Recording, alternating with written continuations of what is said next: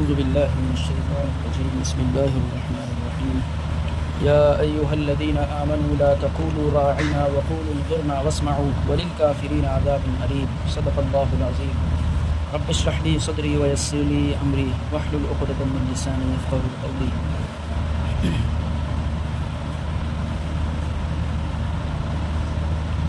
پیچھے صحیح یہود کے متعلق آیات چل رہی ہیں. اس آیت کے اندر بھی مومنین کو بھی ایک سبق دیا گیا ہے کہ یہود اللہ کے رسول کی مجلس میں آ کے یہ کہتے تھے کہ راعنا، اس لفظ کے معنی ہیں کہ آپ ہماری طرف توجہ کیجئے، ہماری رعایت کیجئے. اور صحابہ کرام بھی بیٹھے ہوئے رہتے تھے تو صحابہ کرام یہ جملہ استعمال کرتے تھے راعنا، کہ اللہ کے رسول ہمارے یہ بات سمجھ میں نہ آئی، آپ دوبارہ ارشاد فرما دیجئے. راعنا کا مطلب یہ ہے آپ دوبارہ ارشاد فرما دیجئے، آپ اس بات کو دوبارہ سے سمجھا دیجئے، یا آہستہ سے اس بات کو کہیے تاکہ ہمارے ذہن کے اندر بیٹھ جائے. تو صحابہ کرام بھی اس لفظ کو استعمال کرتے اور یہود بھی استعمال کرتے، لیکن یہودی اس کے اندر تھوڑا سا اضافہ کرتے.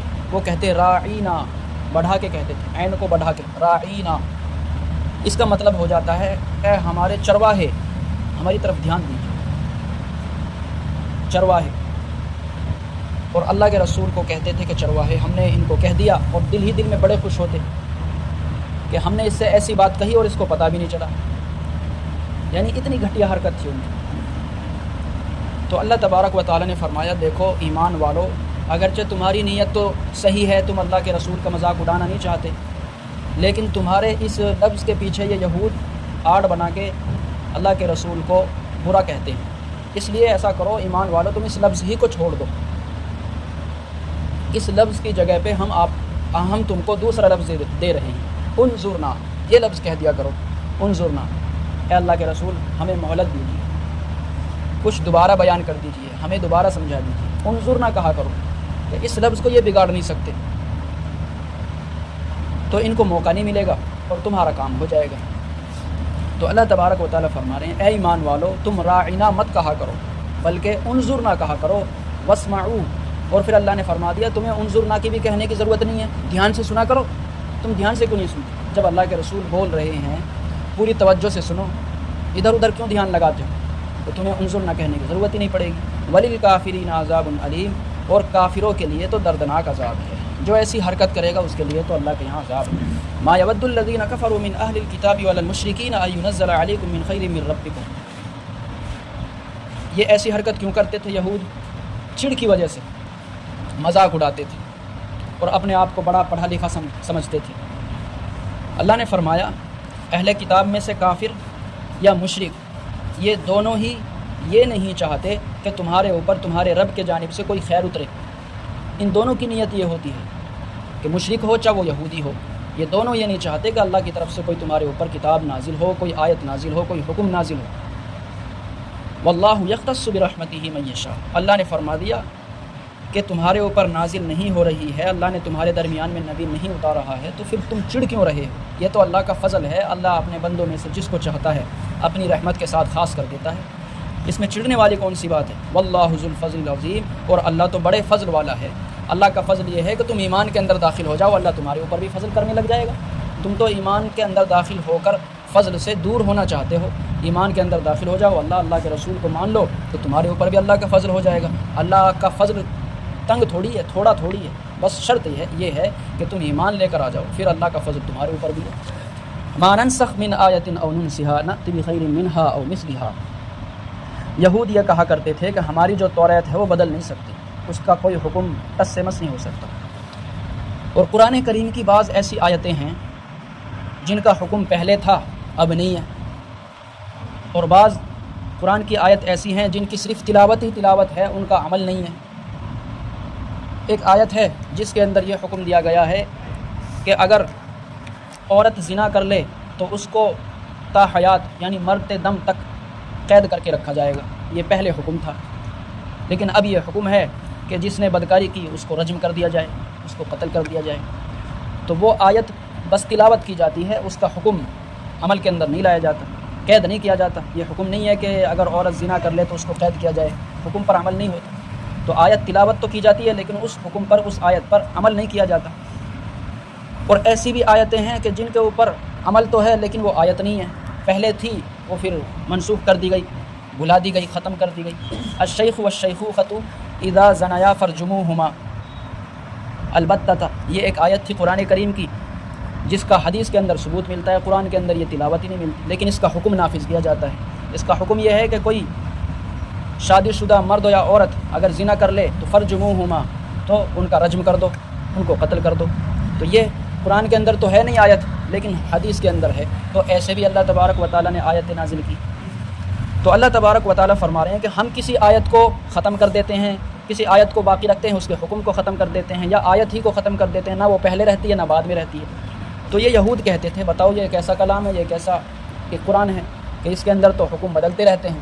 تو اللہ تبارک و تعالیٰ نے فرمایا ما ننسخ من آیت, ہم جس آیت کو چاہتے ہیں ختم کر دیتے ہیں, منسوخ کر دیتے ہیں. او ننسہا, یا ہم اس کو بالکل ہی بھلا دیتے ہیں. نأتی بخیر منہا او مثلہا, پھر ہم اس سے بہتر آیت لے کے آتے ہیں یا اسی طرح کی کوئی دوسری آیت لے کر آ جاتے ہیں. علم تعلم ان اللہ علی کل شیء قدیر, اور یہ ہم کیوں کرتے ہیں کہ یہ بات جان لو کہ ہم ہر چیز پر قادر ہیں. یہ تلاوت, یہ کلام, یہ بھی ہمارا محتاج ہے, ہم جو چاہتے ہیں وہ کرتے ہیں. علم تعلم ان اللہ لہ ملک السماوات والارض, اور ہماری بادشاہت جان لو زمین اور آسمان تک ہماری بادشاہت ہے. اور زمین و آسمان کو تو ہم دیکھتے ہیں, اس وجہ سے اللہ تبارک و تعالیٰ بار بار یہ کہتے ہیں کہ زمین و آسمان پہ میری بادشاہت ہے. اس زمین و آسمان سے باہر آپ نکل جاؤ, کتنے گلیکسیز ہیں, کتنے ستارے سیارے ہیں, بہت ساری چیزیں تو اس ہماری پرتھوی سے باہر کی ہیں. تو اللہ تبارک و تعالیٰ کی حکومت جس طریقے سے اس پرتھوی, اس آسمان و زمین پر بھی ہے, اسی طریقے سے اس سے باہر بھی ہے. تو اللہ فرما رہے ہیں ہم بادشاہ ہیں, ہم جو چاہیں وہ کرتے ہیں. اور یہ عقل میں آنے والی بات بھی ہے کہ جب کسی حکومت کا کوئی قانون بنتا ہے تو حکومت کے جو کارندے ہوتے ہیں, حکومت کی جو پالیسی ہوتی ہے وہ بدلتی رہتی ہے. کوئی قانون کے اندر ترمیم کر دی جاتی ہے, کسی قانون کو ختم کر دیا جاتا ہے, کسی قانون کا اضافہ کر دیا جاتا ہے. تو یہ عقل میں آنے والی بات یہ ہے. لیکن ایک اشکال یہ ہوتا ہے کہ اللہ تبارک و تعالیٰ تو حکیم ہے, ہر چیز کو جاننے والے ہیں, کیا آگے آنے والا ہے, کیا پیچھے رہنے والا ہے, ہر چیز کو جانتے ہیں, کیا حکمت ہوتی ہے, سب چیز جانتے ہیں. تو اللہ تبارک و تعالیٰ پہلے ہی وہ حکم کیوں نہیں نازل کر دیتے, پہلے ہی وہ بات کیوں نہیں بتا دیتے جو اللہ بعد میں لے کر آتے ہیں. یہ ایک اشکال ہوتا ہے. دنیا والوں کو تو چلو پتہ نہیں پہلے کیا آگے کیا ہونے والا ہے, اس لیے وہ قانون کو بدلتے رہتے ہیں. لیکن اللہ کو تو پتہ ہے, پھر اللہ کیوں بدلتا ہے, پہلے ہی وہ حکم دے دیتے. تو اللہ تبارک و تعالیٰ اس حکم کے بدلنے کے اندر ہماری رعایت کرتا ہے, ہمارے حالت کے طرف دیکھتا ہے. مثال کے طور پہ کوئی چھوٹا بچہ اسکول کے اندر جاتا ہے تو جاتے ہی اس کو 10ویں یا 12ویں کلاس کی میتھ نہیں پڑھائی جاتی, بلکہ اس کو چھوٹی چھوٹی کلاس کے اندر چھوٹے چھوٹے سوالات کرائے جاتے ہیں. ایک دم سے اس کو 12ویں 10ویں کی میتھ نہیں پڑھائی جاتی. اور کوئی کہے 10ویں میں جا کے پہنچ کے بھائی پہلے جب یہ آیا تھا, پہلی کے اندر تھا, تو اس کو پہلے ہی کیوں نہیں پڑھا دی 10ویں 12ویں کی میتھ. تو وہ ماسٹر اس سے کہے گا کہ اگر ہم پہلے ہی اس کو پڑھا دیتے 10ویں 12ویں کی تو اس کے پلے بھی نہیں پڑتی, اس کو سمجھ میں نہ آتی. تو اسی طریقے سے اللہ تبارک و تعالیٰ ہماری حالت کی طرف نظر کرتے ہوئے جو حکم پہلے ہمارے لیے مفید ہوتا ہے وہ دیتا ہے. پھر جب ہم تھوڑے سے مضبوط ہو جاتے ہیں تو پھر اللہ تبارک و تعالیٰ اس حکم کو ختم کر کے دوسرا حکم دے دیتا ہے. تو یہ حکیم کی بات ہے اور حکمت والی بات ہے. اللہ کا کوئی فعل بیکار نہیں ہو سکتا, حکمت سے بھرپور ہوتا ہے. تو اللہ اپنی طاقت کو بھی بتاتا ہے اور اپنی قدرت کو بھی بتاتا ہے, اور یہ کہتا ہے کہ جس طریقے سے ہم ہر چیز کے اوپر طاقت رکھتے ہیں, اسی طریقے سے ہم اپنے کلام کے بدلنے پہ بھی طاقت رکھتے ہیں. یہ کوئی بعید بات نہیں ہے. وما لکم من دون اللہ من ولی ولا نصیر, اور تمہارے لیے اللہ کے مقابلے میں نہ ہی کوئی مددگار ہے نہ ہی کوئی کارساز ہے, اللہ ہی مددگار ہے. اس لیے اللہ کی عبادت کرو, اللہ کی اطاعت کرو. ام تريدون ان تسألوا رسولکم کما سئل موسیٰ من قبل, کیا تم یہ چاہتے ہو کہ تم اپنے رسولوں سے سوالات کرو جیسا کہ اس سے پہلے حضرت موسیٰ علیہ السلام سے سوالات کیے گئے. یہود جو ہے اللہ کے رسول کو بھی پریشان کرتے تھے, کبھی کچھ پوچھ رہے ہیں کبھی کچھ پوچھ رہے ہیں, کرنا دھرنا کچھ ہے نہیں, بس پوچھے جا رہے ہیں. تو اللہ تبارک و تعالیٰ نے فرمایا کہ جیسے تم نے حضرت موسیٰ سے سوالات کیے تھے کہ بھائی گائے کیسی ہوئے گی, کیسا رنگ ہوگا, کس عمر کی ہوگی, ہم اس کو ذبح کریں نہ کریں, جس طریقے سے تم نے حضرت موسیٰ علیہ السلام سے سوالات کیے اور تمہیں کرنا کچھ نہیں تھا, بس کرنا یہ تھا کہ گائے ذبح کر دو, تو پہلی مرتبہ ہی کر دیتے, بعد میں بھی تمہیں کرنی پڑی. تو اس طریقے کے بیکار سوالات مت کرو, ان سے کوئی فائدہ نہیں ہے. اور یہاں پر صحابہ کرام کو بھی سبق دیا گیا کہ تم بھی اللہ کے رسول سے کوئی بیکار کی سوالات مت کیا کرو. اگر کسی مسئلے کو بتانا اللہ کے رسول کے ذمے ہیں تو وہ آپ خود ہی تم کو بتا دیں گے, وَمَن يَتَبَدَّلِ الْكُفْرَ بِالْإِيمَانِ فَقَدْ ضَلَّ سَوَاءَ السَّبِيلِ، اللہ نے فرما دیا اصل میں یہودیوں کا مقصد کیا تھا کہ وہ ایمان کو کفر سے بدلنا چاہتے تھے، اور اللہ نے فرما دیا جس نے ایمان کو کفر سے بدل دیا وہ تو سیدھے راستے سے گمراہ ہو گیا، وہ بھٹک گیا۔ وَدَّ كَثِيرٌ مِّنْ أَهْلِ الْكِتَابِ لَوْ يَرُدُّونَكُم مِّن بَعْدِ إِيمَانِكُمْ كُفَّارًا، اور اکثر اہل کتاب یہ چاہتے ہیں کہ کاش کہ تم کو تمہارے ایمان لانے کے بعد کافر بنا دیں، جس طریقے سے یہ خود کافر ہیں، خود ایمان کے منکر ہیں، اسی طریقے سے یہ تمہیں چھیڑ چھاڑ کے کافر بنانا چاہتے ہیں تمہارے ایمان لانے کے بعد۔ اور یہ کس وجہ سے کرتے ہیں؟ حسدا من عند انفسہم، کہ ان کے دلوں کے اندر حسد بیٹھا ہوا ہے، گھسا ہوا ہے کہ ان کو نبوت کیسے مل گئی، یہ تو امی تھے، ان پڑھ تھے، جاہل تھے، ان کو تو کچھ آتا ہی نہیں تھا، ان کو ہمارے اوپر کیسے فضیلت دے دی گئی۔ صرف یہ حسد ان کے دلوں کے اندر بیٹھا ہوا ہے، جس حسد کی وجہ سے یہ تم سے چڑھتے ہیں۔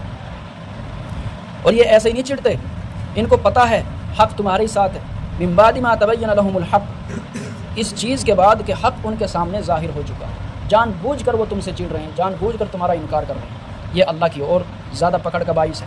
فاعفوا واصفحوا حتى یأتی اللہ بامری، اللہ نے پھر ایمان والوں کو سبق دیا۔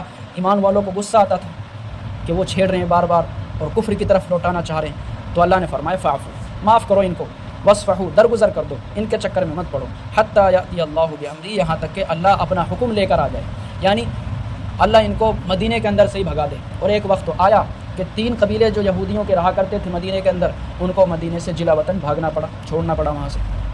ان اللہ علی کل شیء قدیر، اللہ ہر چیز پر قادر ہے، یہ بات دھیان رکھنا۔ واقیموا الصلاۃ وآتوا الزکاۃ، اے ایمان والو نماز قائم کرو اور زکوٰۃ ادا کرو۔ وما تقدموا لانفسکم من خیر تجدوہ عند اللہ، اور جو خیر کا کام تم اپنے لیے آگے بھیجو گے، تجدوہ عند اللہ، تو اس کو اللہ کے پاس پاؤ گے۔ ایک سبحان اللہ، ایک الحمدللہ بھی کہو گے، یہ مت سمجھنا کہ دنیا میں اس کا کچھ مل نہیں رہا تو یہ ضائع ہو گیا، اللہ کے پاس ایک ایک سبحان اللہ کا حساب ثواب تمہارے لیے درج کیا ہوا ہے۔ ان اللہ بما تعملون بصیر، اور اللہ تبارک و تعالی تمہارے اعمال کو خوب دیکھنے والا ہے، اس لیے اچھے عمل کرو۔ وقالوا لن يدخل الجنة الا من كان هودا او نصارى، اور یہود کہتے تھے کہ جنت کے اندر ہرگز داخل نہیں ہوں گے سوائے یہود اور نصارہ کے، یہود اور نصارہ ہی جنت کے اندر داخل ہوں گے۔ تلک امانیہم، اللہ نے فرما دیا تمہارے صرف خیالات ہیں، ان کی کچھ حقیقت نہیں ہے، جاؤ گے تم جہنم میں ہی۔ قل ہاتوا برہانکم ان کنتم صادقین، ہاں اگر تم سچے ہو، اپنی بات پر کوئی دلیل لا سکتے ہو تو لے کے آؤ، دلیل سے بات کرو، ایسے بکواس تو ہر کوئی کر لیتا ہے۔ بلا من اسلم وجهه للہ وهو محسن فله اجره عند ربی، اللہ نے فرما دیا ہاں وہ آدمی جنت میں جائے گا جس نے اپنے آپ کو اللہ کے سامنے جھکا دیا۔ یہ ہے اصول، اب چاہے وہ کوئی بھی ہو، کسی بھی طبقے، کسی بھی فرقے سے تعلق رکھتا ہو، اگر وہ ایمان لے آیا، اللہ اور اللہ کے رسول کی تعلیمات کے مطابق عمل کرنے والا بن گیا، اس نے اپنے آپ کو سرنڈر کر دیا اللہ کے سامنے، جو اللہ نے حکم دیا، جو رسول اللہ نے حکم دیا، بس اسی کے سامنے وہ جھکا رہا، وہو محسن، اور نیکی کرتا رہا، فلہ اجرہ عند ربی، تو اس کا اجر اس کے رب کے پاس ہے، وہ جائے گا جنت میں۔ ولا خوف علیہم ولا هم يحزنون، اور نہ ہی ایسے لوگوں کے اوپر نہ کوئی خوف ہوگا اور نہ ہی وہ غمگین ہوں گے۔ جنت کے اندر نہ کوئی خوف ہوگا، نہ کوئی غم، نہ کوئی دکھ ہوگا، اپنے موج کی زندگی ہوگی۔ لیکن اللہ نے اصول یہ بتا دیا، یہود و نصارہ کے لیے جنت مخصوص نہیں ہے، اور کسی پیر، کسی بڑے کے لیے جنت مخصوص نہیں ہے۔ جو نیک عمل کرے گا، جو ہماری اطاعت کرے گا، فرما برداری کرے گا، وہ جنت میں جائے گا۔ اس کے لیے ہم نے جنت کے انعامات اور احسانات رکھے۔ اللہ تبارک و تعالی ہمیں بھی صحیح سمجھ کی توفیق نصیب فرمائے اور عمل کرنے کی توفیق نصیب فرمائے۔ اللہ یہاں بار بار یہ سمجھانا چاہتا ہے کہ عمل کرو، عمل سے زندگی بنتی ہے، خیالات کے چکر میں مت پڑو، جیسے یہود و نصارہ خیالات کے چکر میں پڑے رہتے تھے کہ بھئی فلانا بزرگ ہماری سفارش کر دے گا، فلانا ہماری ترقی کروا دے گا، فلانا ہمیں جنت کے اندر داخل کروا دے گا۔ اپنے عمل سے جنت کے اندر جاؤ گے، کچھ اللہ کے لیے اپنے لیے کر کے جاؤ جب تم جنت کے اندر داخل ہو۔ وقالت اليهود ليست النصارى على شيء وقالت النصارى ليست اليهود على شيء وهم يتلون الكتاب كذلك قال الذين لا يعلمون مثل قولهم فالله يحكم بينهم يوم القيامة فيما كانوا فيه يختلفون صدق الله العظيم رب اشرح لي صدري ويسر لي أمري واحلل عقدة من لساني يفقهوا قولي۔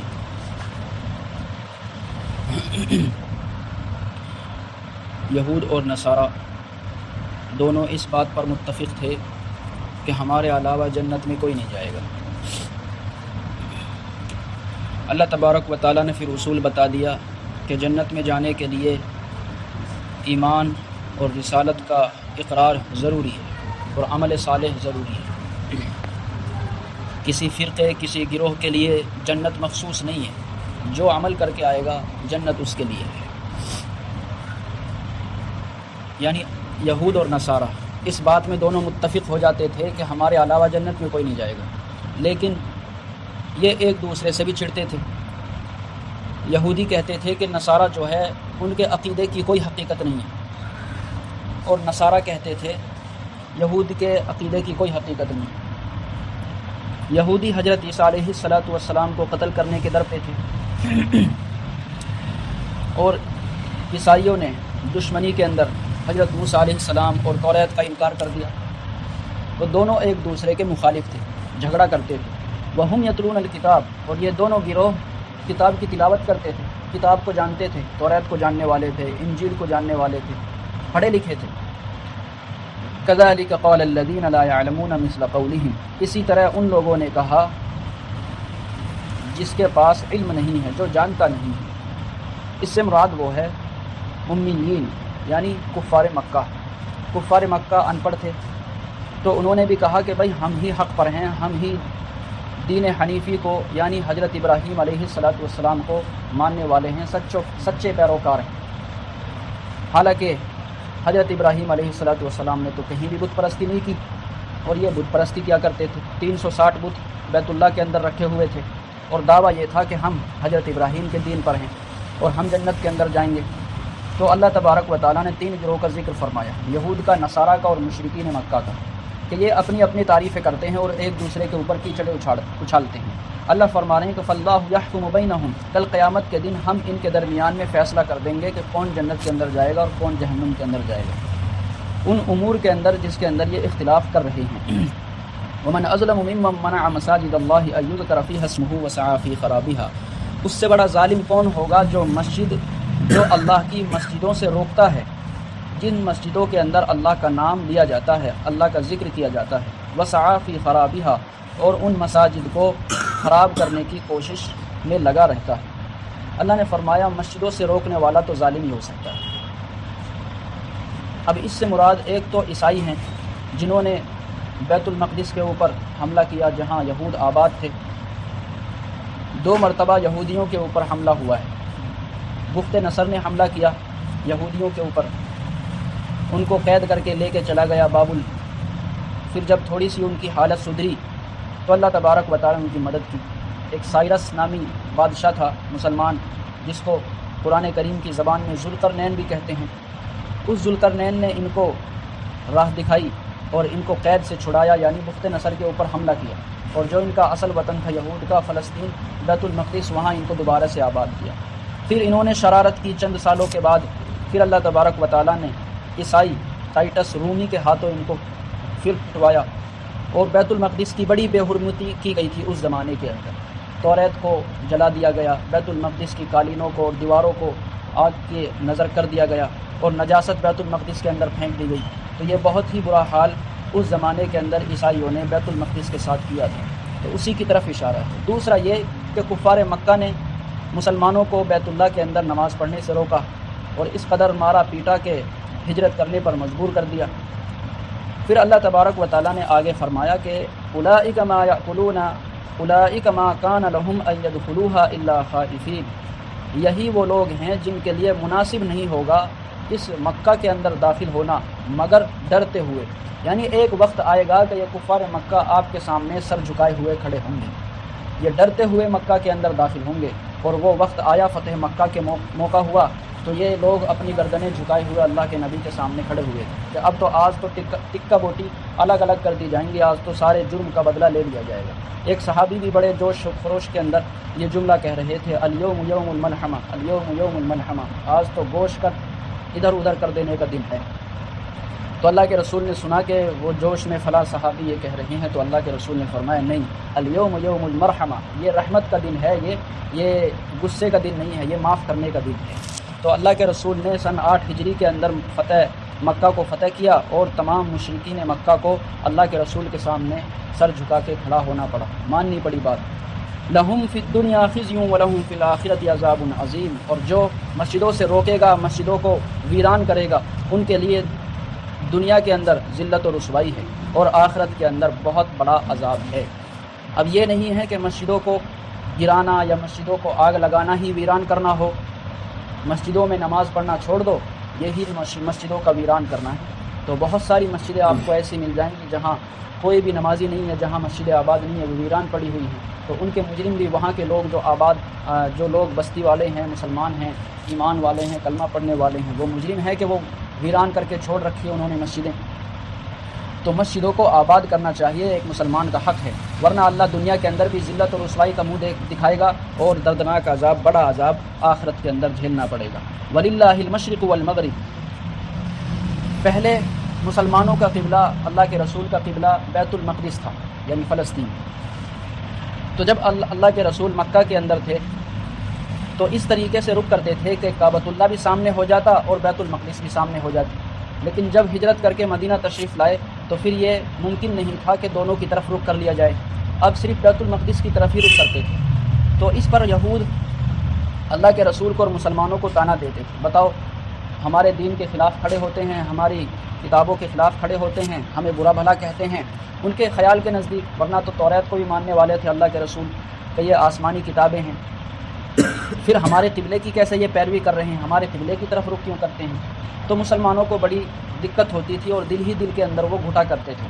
اللہ نے فرمایا تمہیں تنگ دل ہونے کی ضرورت نہیں ہے، مشرق ہو یا مغرب، شمال ہو یا جنوب، یہ سب تمہارے رب کا ہے، تم کہیں بھی رخ کر لو، جہاں تم رخ کرو گے وہاں اپنے رب کو ہی پاؤ گے۔ یہ تو ہماری ایک طے کردہ سمت ہے تاکہ تمہارے جمعیت، تمہارے سارے لوگ اکٹھے ہو کر ایک سمت کی طرف رخ کرنے والے بن جائیں، ورنہ اگر کوئی رخ نہ ہوتا، کوئی سمت نہ ہوتی تو جس کا جی چاہتا، کوئی ادھر نماز پڑھ رہا ہے، کوئی ادھر رخ کر کے نماز پڑھ رہا ہے، کوئی ادھر کوئی ادھر، لیکن جب سارے لوگ ایک طرف رخ کر کے نماز پڑھتے ہیں تو یہ ایک بہترین ترتیب ہے، ایک بہترین طریقہ ہے۔ تو اللہ فرما رہے ہیں تم جہاں بھی رخ کرو گے ہمیں پاؤ گے، مشرق مغرب یہ تو ہماری ہی سمتیں ہیں۔ فَأَيْنَمَا تُوَلُّوا فَثَمَّ وَجْهُ اللَّهِ، جہاں تم رخ کرو گے اللہ کا چہرہ، اللہ کی قدرت کی نشانیاں پاؤ گے۔ ان اللہ واسع علیم، اور یقیناً اللہ وسعت کرنے والا اور خوب جاننے والا ہے۔ اور اللہ تبارک و تعالیٰ پھر 17 مہینے مدینہ کے اندر جب آئے اللہ کے رسول، 17 مہینے تک بیت المقدس کی طرف رخ کر کے نماز پڑھی۔ 17 مہینوں کے بعد یعنی دوسری ہجری کے اندر پھر اللہ تبارک و تعالیٰ نے کعبے کو بدل دیا اور کعبۃ اللہ کو رخ مسلمانوں کا بنا دیا۔ تو اللہ تبارک و تعالیٰ پہلے سے ہی ذہن بنا رہے ہیں کہ سمتوں کا یہ پھیر پھیر یہ سب ہمارے ہاتھ میں ہے، ہم جس طرف چاہیں پھیر دیں۔ آگے چل کے پھر دوسرے پارے کے اندر کعبے کا بالکل لیا رخ کہ کعبۃ اللہ کی طرف پھیر دینے کا ذکر آئے گا۔ وقالوا اتخذ اللہ ولدا، پھر ان کافروں کی ایک حرکت یہ بیان کی گئی، یہود اور نصارہ، کہ یہ سارے کے سارے اللہ کی اولاد قرار دیتے ہیں، اللہ کی اولاد بناتے ہیں، حالانکہ اللہ اولاد سے پاک ہے، اولاد اللہ کے لیے ہونا یہ عیب کی بات ہے۔ سبحانہ، اللہ کی ذات تو پاک ہے، بے عیب ہے۔ بل لہ ما فی السماوات والارض، بلکہ اللہ کے لیے تو زمین اور آسمان کی اور جو اس میں ہے بادشاہت ہے۔ کل لہ قانتون، اور وہ تمام کی تمام اللہ کے سامنے سجدہ کرتی ہیں، اللہ کی مانتی ہیں۔ زمین ہو، آسمان ہو، ستارے سیارے ہوں، سب اللہ کے حکم سے چلتے ہیں، کوئی اللہ کے حکم کی خلاف ورزی نہیں کرتا۔ بدیع السماوات والارض، آسمان اور زمین کو پیدا کرنے والے ہیں۔ بدیع کہتے ہیں اس پیدا کرنے والے کو جس کے سامنے کوئی نمونہ نہ ہو۔ نمونہ جب ہوتا ہے تو چیز کو پیدا کرنا آسان ہوتا ہے، بنانا آسان ہوتا ہے۔ تو اللہ نے آسمان اور زمین کو ایسے بنایا کہ پہلے ان کا کوئی نمونہ موجود نہیں تھا، کوئی مٹیریل موجود نہیں تھا، مٹیریل بنایا پھر ان کا وجود کیا، بغیر مٹیریل کے اللہ تبارک و تعالیٰ کو وجود بخشا ہے۔ وَإِذَا قَضَىٰ أَمْرًا فَإِنَّمَا يَقُولُ لَهُ كُن فَيَكُونُ، اور جب اللہ کسی معاملے کا فیصلہ کرتے ہیں تو کہتے ہیں کن فیکون، تو وہ ہو جاتا ہے۔ اللہ کو کن فیکون کہنے کی بھی ضرورت نہیں ہے، تو ہمیں سمجھانے کے لیے ہے۔ وَقَالَ الَّذِينَ لَا يَعْلَمُونَ لَوْلَا يُكَلِّمُنَا اللَّهُ أَوْ تَأْتِينَا آیَةٌ، وہ لوگ جن کے پاس علم نہیں تھا، جو جانتے نہیں تھے، وہ یہ کہتے تھے کہ اللہ ہم سے باتیں کیوں نہیں کرتا، او تأتینا آیا، اور ہمارے پاس معجزات اور دلیلیں کیوں نہیں لے کر آتا۔ کذالک قال الذین من قبلہم مثل قولہم، اسی طرح کی بات ان سے پہلے لوگوں نے بھی کی تھی۔ تشابہت قلوبہم، ان سارے کے دل ایک جیسے ہیں، یعنی گمراہی میں سارے اکٹھے ہیں، یہ ملے ہوئے ہیں۔ کفار مکہ کہا کرتے تھے کہ بھائی اللہ تبارک و تعالیٰ نے ہم سے بات کیوں نہیں کی، اللہ تبارک و تعالیٰ کہتا کہ یہ میرا رسول ہے، اس کی پیروی کرو، اس کی بات مانو۔ جیسے یہود نے کہا تھا کہ جب حضرت موسیٰ علیہ السلام توریت لے کر آئے تھے تو یہود نے کہا تھا، بنی اسرائیل نے، کہ ہم اس وقت اس کو اللہ کی کتاب مانیں گے جب اللہ تبارک و تعالیٰ خود ہم سے یہ بات کہہ دے گا کہ یہ میری کتاب ہے، اس کو مانو، اس کے احکامات پر چلو۔ تو یہ بھی ایسی باتیں کر رہے ہیں۔ اللہ فرما رہے ہیں سارے کے ساروں کا دل ایک جیسا ہی ہے، کیوں؟ بہکانے والا تو ایک ہی ہے، یعنی شیطان، وہی ان کے دلوں کے اندر ایک جیسی باتیں ڈالتا ہے۔ قد بینا الآیات لقوم یوقنون، اللہ فرما رہے ہیں ہم نے تو یقین رکھنے والے لوگوں کے لیے دلیلیں بیان کر دی ہیں، کر چکے ہیں ہم. اب ان کے سامنے کوئی الگ سے ہاتھ میں پکڑا کے ان کو دلیل دیں، یہ اس قابل نہیں ہے. انا ارسلناک بالحق بشیرا ونذیرا، ہم نے آپ کو حق دے کر بھیجا ہے. حق کیا ہے؟ دین اسلام. بشیرا ونذیرا، اور بشارت دینے والا اور ڈرانے والا. بشارت جنت کی اور ڈرانے والا جہنم سے. ولا تسأل عن اصحاب الجحیم، اور آپ سے جہنمیوں کے متعلق پوچھا نہیں جائے گا. آپ کا کام ہے سمجھا دینا. کوئی جہنم میں جا رہا ہے، کوئی جنت میں جا رہا ہے، تو آپ سے اس کے متعلق پوچھا نہیں جائے گا. جہنمی چلے گئے اپنے اعمال کے برے ہونے کی وجہ سے، آپ سے ان کے بارے میں نہیں پوچھا جائے گا کہ آپ نے محنت کیوں نہیں کی. آپ نے تو محنت کر دیا، آپ نے تو اپنا حق ادا کر دیا. اب یہ جہنم میں جا رہے ہیں اپنے کرتوت کی وجہ سے جا رہے ہیں، آپ کے اوپر کوئی الزام نہیں ہوگا. وَلَن تَرْضَىٰ عَنْكَ الْيَهُودُ وَلَا النَّصَارَىٰ حَتَّىٰ تَتَّبِعَ مِلَّتَهُمْ، اللہ نے یہود اور نصارہ کی فطرت بتا دی کہ یہ آپ سے ہرگز راضی نہیں ہوں گے. یعنی یہود و نصارہ آپ سے راضی نہیں ہوں گے یہاں تک کہ آپ ان کی ملت کی پیروی کرنے والے بن جائیں، ان کے طریقے پہ چلنے والے بن جائیں. جب تو یہ راضی ہو سکتے ہیں، یہ اس وقت تک راضی نہیں ہوں گے جب تک آپ ان کے رنگ میں نہ رنگ جائیں. تو آدمی غیر مسلم ہو، یہودی ہو یا عیسائی ہو، ان کو کتنا بھی راضی کر لو، یہ اس وقت تک راضی نہیں ہوں گے جب تک مسلمان اپنا دین نہ چھوڑ دے، یہودیت اختیار نہ کر لے، نصرانی نہ بن جائے، عیسائی نہ بن جائے یا مشرک نہ بن جائے، جب تک ان کو رضا نہیں ملے گی. تو اللہ نے فرمایا ان کو راضی کرنے کی ضرورت نہیں ہے، یہ تو تمہیں کافر بنانا چاہتے ہیں، یہ تو تمہارا ایمان سلب کرنا چاہتے ہیں، تو تم ان کے راضی کرنے کے چکر میں کیوں پڑتے ہو؟ جس کام کا اللہ نے تم کو کہا ہے اس کام کو کرو. قل ان ھدی اللہ ھو الھدی، اے نبی جی آپ فرما دیجئے ہدایت تو اصل وہ ہے جس کو اللہ نے ہدایت دی ہو، اللہ کی ہدایت اصل ہے، اس پر جمے رہو. وَلَئِنِ اتَّبَعْتَ أَهْوَاءَهُمْ بَعْدَ الَّذِي جَاءَكَ مِنَ الْعِلْمِ، اور اگر آپ اپنی خواہشات پر چلو گے آپ کے پاس علم آ جانے کے بعد، مَا لَكَ مِنَ اللَّهِ مِن وَلِيٍّ وَلَا نَصِيرٍ، تو آپ اللہ کے مقابلے میں اپنا کوئی مددگار نہیں پاؤ گے. یعنی پھر ہم آپ سے لڑائی کریں گے. یہ اللہ کے رسول کو خطاب تھا، لیکن اللہ کے رسول تو 100% اللہ کی اطاعت کرنے والے تھے. اس کے ذریعے سے ہمیں سمجھانا تھا کہ جب تمہارے پاس کتاب آ گئی، قرآن مجید آ گئی، اللہ کے رسول آ گئے، ہر ایک طریقے کو بتانے والے آ گئے، اٹھنا کیسے ہے، بیٹھنا کیسے ہے، کپڑا کیسے پہننے ہیں، بیاہ شادی کیسے کرنی ہے، معاملات کیسے کرنے ہیں، معاشرت کیسے رکھنی ہے، ساری چیز اللہ کے رسول نے آگے بتا دی. پھر بھی تم غیروں کی اتباع کر رہے ہو، پھر تمہارا کوئی مددگار نہیں ہوگا، پھر ہم تمہیں عذاب چکھائیں گے. ہماری تمہاری دشمنی ہے اور اللہ ہمیں عذاب چکھا رہا ہے. ہم اللہ کے بتائے ہوئے، رسول کے بتائے ہوئے طریقے پہ زندگی نہیں گزار رہے ہیں تو ہم در در کی ٹھوکریں کھا رہے ہیں. الذین آتیناہم الکتاب یتلونہ حق تلاوتی، وہ لوگ جن کو ہم نے کتاب عطا کی وہ کتاب کی تلاوت کرتے ہیں جیسے کتاب کا حق ہے، تلاوت کرنے کا حق ہے. تو اللہ فرما رہے ہیں کہ یہود میں سے کچھ ایسے تھے جو اللہ کے رسول کے اوپر ایمان لے آئے، ان کا اپنی کتاب پر بھی ایمان تھا، اور پھر جب ان کے سامنے اللہ کے رسول آئے تو انہوں نے اللہ کے رسول کے اوپر بھی ایمان لا کر اپنی کتاب کی اور تصدیق کر دی. جیسے عبداللہ ابن سلام، اولئک یؤمنون بہ، یہی وہ لوگ ہیں جو قرآن کریم پر ایمان رکھتے ہیں، اور وہ لوگ جو اس کا انکار کرتے ہیں فاولئک هم الخاسرون، یہ وہ لوگ ہیں جو نقصان اور خسارہ اٹھانے والے ہیں.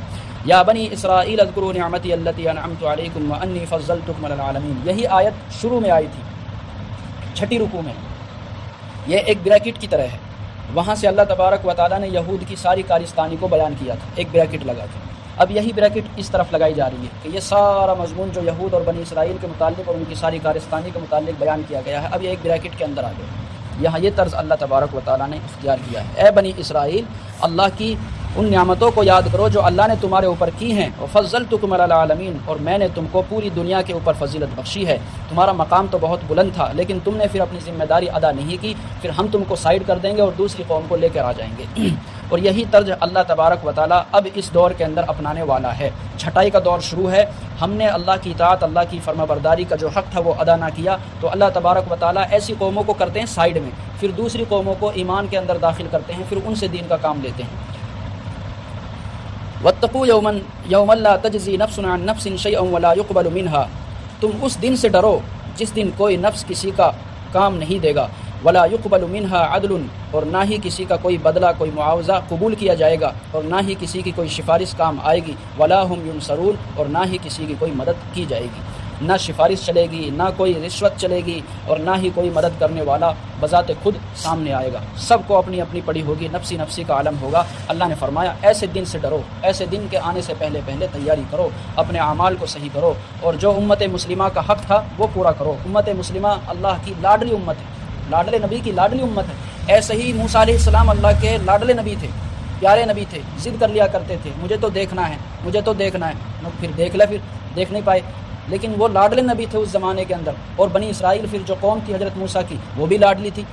کس طریقے سے ہم نے پیچھے پوری تفصیل پڑھی ہے کہ منّا سلوہ ان کے لیے نازل کیا، پتھروں سے چشمے نکال دیے، دریا کے اندر راستہ دے دیا، طرح طرح کے انعامات اللہ نے ان کے اوپر کیے، لیکن جب انہوں نے اپنی ذمہ داری کو ادا نہیں کیا تو اللہ نے سائڈ کر دیا۔ اسی طریقے سے ہم بھی امت محمدیہ ہیں، پیاری امت ہیں اللہ کی، اللہ کے رسول کی، لیکن اگر ہم اپنی ذمہ داری ادا نہیں کریں گے تو اللہ سائڈ کرے گا اور دوسروں کو لے کے آئے گا، پھر وہ ایمان کے اندر داخل ہو کے وہ دین کی خدمت کریں گے جو ہم سے نہ ہو سکی ہوگی۔ اللہ تبارک و تعالی ہمیں ہی دین کی محنت کرنے کی توفیق نصیب فرمائے۔